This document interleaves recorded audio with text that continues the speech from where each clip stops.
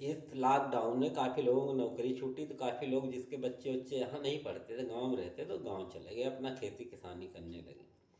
अब नौकरी की कोई आशा भी नहीं दिखाई दे रही, लेकिन गांव में एक उनको आशा दिखाई दे रही है। क्या है वो? प्रधानी के चुनाव। उस प्रधानी के चुनाव पे एक कविता आप सुनिए।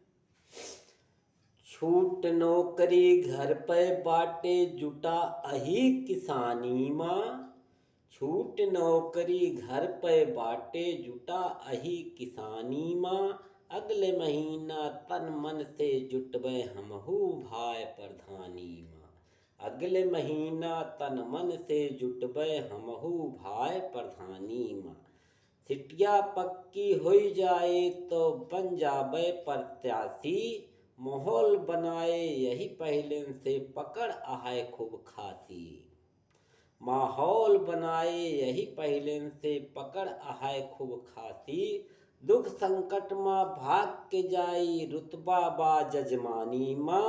अगले महीना तन मन से जुटबे हमहू भाई प्रधानी माँ। दादागिरी करें न पुरखन करें न कभो लड़ाई। हमहू अपने गौना के खातिर करबै सदा भलाई। हमहू अपने गौना के खातिर करबै सदा भलाई। पात्र विचारे तरस न पई, पात्र विचारे तरस न पई, बटन दबे जब निशानी माँ। अगले महीना तन मन से जुटबै हमहू भाई प्रधानी।